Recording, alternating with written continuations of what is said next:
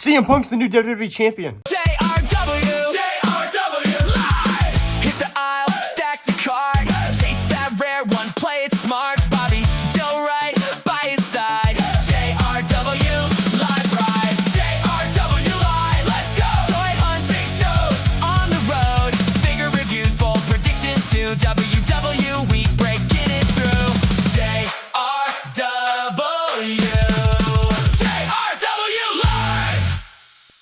What's up, JRW2? The setup review of Monday Night Raw from Chicago. They kicked off the show with Cody Rhodes getting jumped by Gunther. Cody Rhodes is in the middle of talking to Sami Zayn before their match in the main event of Raw for the WWE Championship. Gunther attacks him, beats him up, and then slams his head with a car door, busting Cody Rhodes open, sending Cody Rhodes to the hospital, which later in the show we'd find out Cody Rhodes is not medically cleared to fight for the championship.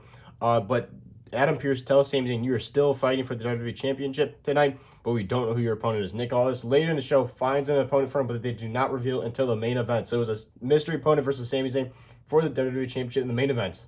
Then Seth Rollins' music hits. He comes down to the ring and has a great promo, pretty much talking about how Roman Reigns, he's speaking straight facts. Roman Reigns was always the one chosen. He was always the one given everything, even though he wasn't the best in the ring, wasn't great in the ring, wasn't good on the mic, wasn't this, that. But he was the golden boy. He was given everything in the Shield. There was 3 members, but he was always the one. He was always the one that picked to be the best, even though he really wasn't.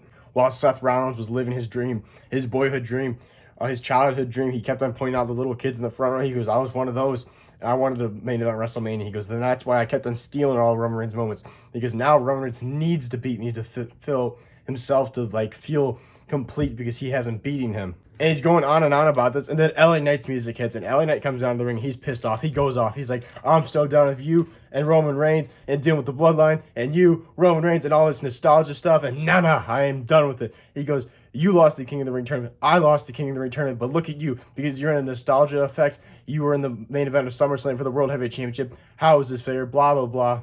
And Seth Rollins is like, are you done? And then ends up walking away. And then LA Knight goes to follow Seth Rollins, and he gets turned around by Jimmy Uso, hitting him with a super kick. And Jimmy Uso stands tall. Later in the show, Jacob Fatu attacks LA Knight outside of Allstate Arena. They beat Jimmy Uso and Jacob Fatu beat up LA Knight. Jimmy Uso's interviewed. He said, I'm done dealing with all this. Big Jim is going to start stepping up, and he's going to SmackDown to handle Solo Sikoa. Then the Street Profits had their first title tag defense against the Vision, which this is quite frustrating. So the Street Profits defend the tag titles. Looks like they're going to overcome the odds with Logan Paul using the brass knuckles. They are starting to overcome it. They take out Logan Paul. They take out Braun Breaker. Austin Theory's in the ring. Looks like Montez Ford is about to get the upper hand. And then out of nowhere, here comes Maxine Dupree. She gets in the ring. Low blow to Montez Ford. Austin Theory hits him with the brass knuckles. 1, 2, 3. The Vision are the new tag team champions. Maxine Dupree jumps in Austin Theory's arms. They celebrate, and she starts making out with them. So it looks like they're together. She's in the Vision. She's a couple with now Austin Theory. So it looks like she's no longer with Otis and Akira Tozawa, I'm assuming. She's joined the Vision. She's screwed over the Street Profits. The Street Profits had the tag titles for a whopping 2 weeks, which really pisses me off because I love the Street Profits. I'm like, what the freaking hell? I guess it's kind of cool because the Vision's changing, but I really am pissed off the Street Profits and another tag team champions. Like, what are we doing, WWE?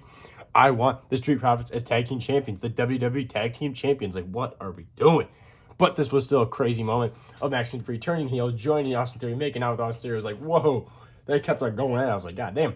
And then they're celebrating all together with Logan Paul and Braun Breaker, so the Vision are back on top.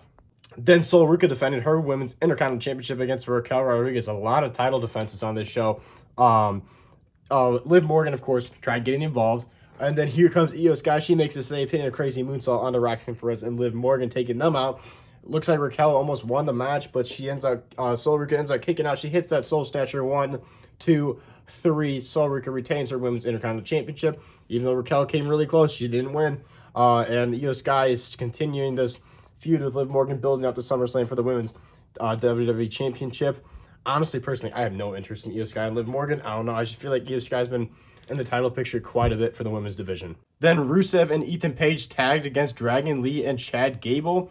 Rusev made Dragon Lee tap out with that chokehold. I always forget what it's called. Makes him tap out, and he's holding it in, he's keeping it going. And then Chad Gable comes and tries hitting a German suplex on Rusev. They get the upper hand. They beat up Chad Gable, and he gets him the chokehold as well. And then here comes Joe Hendry for the save. Joe Hendry takes out Ethan Page, but he still gets taken out by Rusev, gets him put in the chokehold as well. Here comes security trying to break it up. Rusev lets go, and then Ethan Page hits this pose, holding his arm around Joe Hendry's head, laying down, and did the little point. Kind of thought that was kind of funny. But like this, Rusev and Ethan Page absolutely dominated everybody standing tall. Rusev was looking like an absolute beast, and Ethan Page is just the little douchebag on the mic and everything like that, like usual. But I do like that they're starting to continue to push Rusev. But like all this giant build is building to next week, which is there's gonna be a 5-way. Whoever wins is the number 1 contender for the Intercontinental Championship. It's Ethan Page, Joe Hendry, Dragon Lee, Rusev, and I believe Chad Gable, that's gonna be an awesome match. Whoever wins faces Penta for the Intercontinental Championship. I'm assuming it'll be at Saturday's main event. Then we got to hear from Paul Heyman pretty much start talking about how Brock Lesnar is going to destroy Ohem at Hell in a Cell at SummerSlam.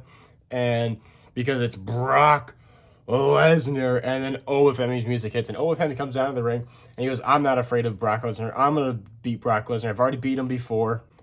And then Paul Heyman's like, whoa. You've never faced Brock Lesnar in the Hell in a Cell. The Undertaker created the Hell in a Cell, and Brock Lesnar beat him not once, but twice in the Hell in a Cell. Brock Lesnar is a former UFC heavyweight champion, WWE heavyweight champion, NCAA heavyweight champion. Brock Lesnar practically owns the Hell in a Cell. He goes, you could probably call it the Brock-tagon. You're about to get conquered in the Brock-tagon. And honestly, I thought the Brock-tagon was so cringy and cheesy, but I'm like, okay, whatever. And Ohem pretty much does the same thing as me. He brushes it off, and Ohem says how he's going to rule and conquer Brock Lesnar in his own thing called the Brock-tagon. Overall, didn't get much out of this promo. I just feel like it's the same thing that we've been hearing between the two. Paul Heyman being the mouthpiece for Brock Lesnar, and Ohem just saying how he's going to rule and conquer Brock Lesnar. Then we got a little package video from JD McDonough and Dirty Dom leading up to JD McDonough's match with Danhausen at Saturday's main event, which I think it's going to be, it's just really sad of a match for Saturday's main event. That's like a total like Monday Night Raw SmackDown match. JD McDonough versus Danhausen. I think that's an easy dub for Danhausen, but little package video hyping up the match. Then it was time for the main event. Sami Zayn comes down to the ring with the WWE Championship. He's standing in the ring. No opponent yet. The crowd in Chicago is going crazy. They're all chanting CM Punk because everybody thinks it's going to be CM Punk. Obviously, because it's a mystery opponent. It's in Chicago. Why wouldn't it be CM Punk? And they pan to a garage door, and it starts going up. And it's CM Punk. We haven't seen CM Punk since the Raw after WrestleMania when he told Cody Rhodes he will be coming for that WWE Championship. Well, Cody Rhodes isn't champion, but Sami Zayn is, and he's coming for that WWE Championship. CM Punk's music hits. He comes down to the ring, and him and Sami put on a great Monday Night Raw match. I'm like, this was a banger. 20-minute match. Sami Zayn almost had this match multiple times, hitting haluva kicks, blue thunder bombs, but CM Punk kept on kicking out. CM Punk hits the GTS. Sami kicks out. I'm like, they're just going back and forth, back and forth. Then at the end, CM Punk hits the haluva kick. Sami's own move catches him. GTS 1, 2, 3. CM Punk's the new WWE Undisputed Champion. He wins the title in Chicago in front of his home crowd in Allstate Arena. Almost exactly, I think it was, Michael Cole said 15 years. It's exactly 15 years or a day after 15 years of him winning the title at 2011 at Money in the Bank against John Cena. Absolutely insane. The crowd's going crazy. Brett Alive, and I saw Logan and Brett Alive on TV. I could see them up in that area. They're going crazy. Everybody's going crazy. What an insane moment. CM Punk wins on Monday Night Raw in Chicago. He celebrates in the ring and then goes out to the barricade, recreates the moment with a little kiss you goodbye to the camera, goes up in the crowd and celebrates. It's insane. The atmosphere looks absolutely insane. And they close the show with CM Punk up in the crowd with all the Chicago fans. Absolutely insane moment. CM Punk is your new WWE Undisputed Champion.